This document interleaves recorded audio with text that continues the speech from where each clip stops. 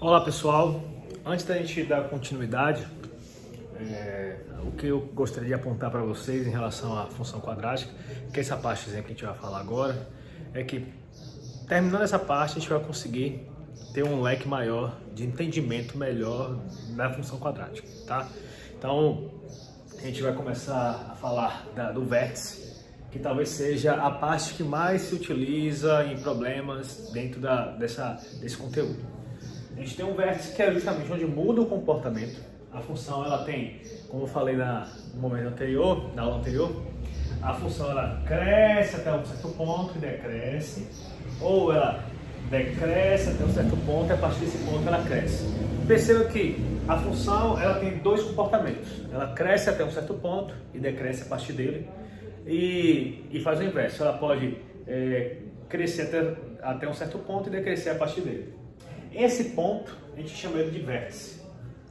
E o vértice ele tem, como ele é um ponto, ele tem coordenadas. Uma coordenada x e uma coordenada y. Para a gente delimitar e dar um nome mais preciso, a gente chama o seguinte, ó, x do vértice e y do vértice. Isso pode acontecer tanto com A negativo, a parábola para baixo, ou quando o A está positivo, a parábola voltará para cima.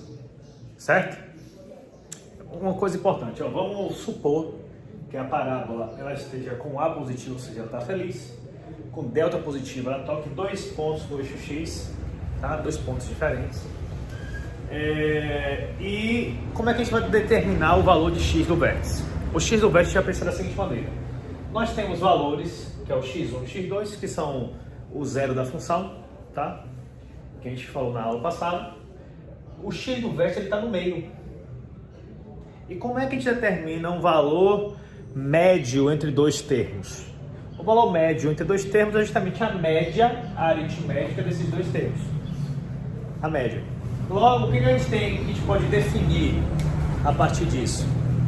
A gente pode definir o seguinte. Se eu tenho a média, que é somar os dois, dividir por 2, que vai ser o nosso x do vértice, a gente vai lembrar que a soma desses dois valores, que são x1 e x2, dentro da equação de segundo grau, ela tem uma representatividade, que é a soma das raízes de uma equação de segundo grau. A soma das raízes de uma equação de segundo grau é justamente o que? Menos b sobre a.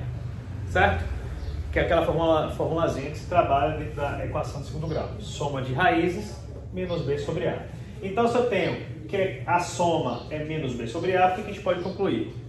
x1 mais x2, que é menos b sobre a, dividido por 2. Conserva a primeira, multiplica pelo inverso da segunda, a gente tem aqui x do vértice é menos b sobre 2a. Então nós temos duas formas da gente determinar o valor desse x do vértice, né? Dessa coordenada x do nosso vértice, que é o ponto importante.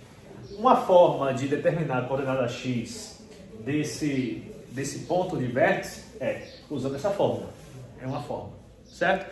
A outra forma de determinar o x do vértice é o que? Se você tiver valores x1 e x2, basta fazer a soma desses valores e dividir por 2. Você também vai encontrar o x do vértice. Professor, somente com o x1 e x2 dá para fazer isso? Não. Se você tiver uma função, por exemplo, quadrática, tá aqui, ó. Certo? Tem a funçãozinha aqui. Uma função onde A é negativo, delta é maior que zero, B é positivo e C é negativo. Certo? Então o que acontece? Se você tiver algum valor que tenha a mesma imagem, tipo assim, ó, eu tenho esse valor e o de cá. Eu tenho o valor desse x, que colocar, por exemplo, 1, e aquele x eu vou colocar que é 5. Se você tem valores de mesma imagem numa parábola, no gráfico, você também consegue determinar quem é esse x do vértice. Como é que você vai conseguir fazer isso? Basta você fazer a média. Qual a média de 5 e 1? 1 mais 5 sobre 2, que vai dar 6 sobre 2, ou seja, essa coordenada aqui, do x do vértice, vai ser justamente 3. Tá? Então, determinar o x do vértice, você tem duas possibilidades. Pela fórmula ou por valores simétricos, valores que têm a mesma imagem dentro de qualquer parábola. Certo? Vamos lá. E como é que a gente vai determinar o valor do y do vértice? Lembrar que o vértice, ele é formado por... Ele é um ponto que tem coordenada x e coordenada y. Então, se ele é um ponto que tem coordenada x e coordenada y, e eu já sei, nós já sabemos quem é o valor dessa coordenada x, então como é que a gente vai determinar o y? Lembra que em um par ordenado, y é sempre a imagem de x. Ou seja, se eu quero saber quem é o y do vértice, basta eu pegar a função original, que é essa aqui, e no lugar de x, eu vou colocar o x do vértice. Porque esse y agora vai ser a imagem. Então, y do vértice vai ser essa mesma função, só que no lugar do x eu coloquei x do vértice. E ao calcular isso, o que vai acontecer? Vai acontecer que x do vértice vai ser substituído pela fórmula menos b sobre 2a, só que está ao quadrado, continua ao quadrado. Mais b vezes o valor de x do vértice, substitui, mais c.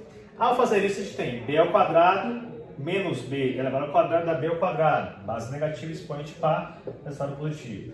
2, o quadrado de 2 é 4, o quadrado de a ao quadrado. Aqui multiplica mais vezes menos, vai dar menos.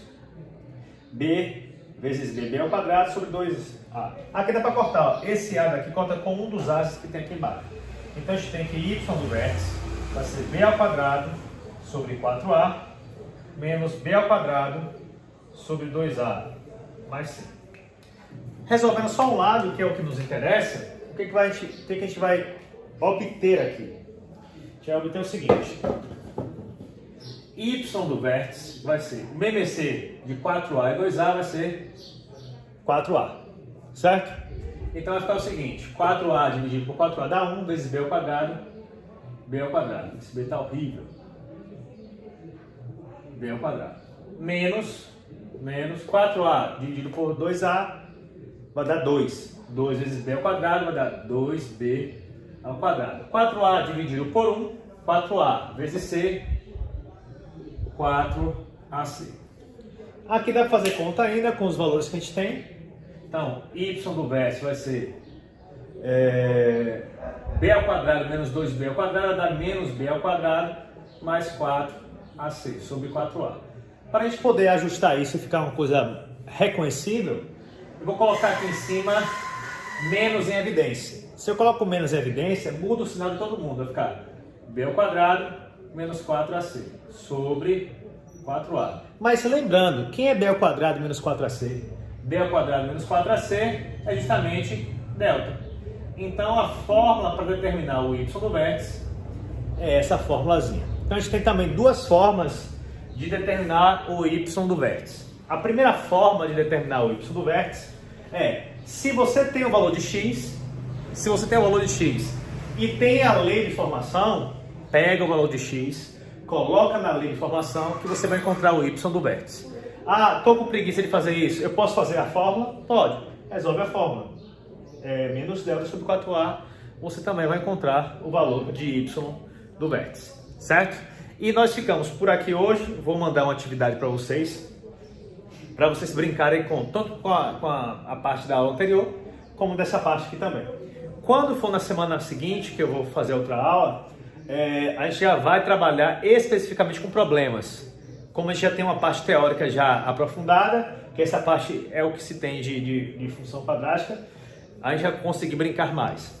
Depois que a gente fizer isso, a gente vai estudar o sinal da função quadrática e após estudar o sinal a gente volta a trabalhar com inequação produto, inequação quociente, tanto de função afim quanto de função quadrática, tanto de primeiro grau quanto de segundo grau, certo?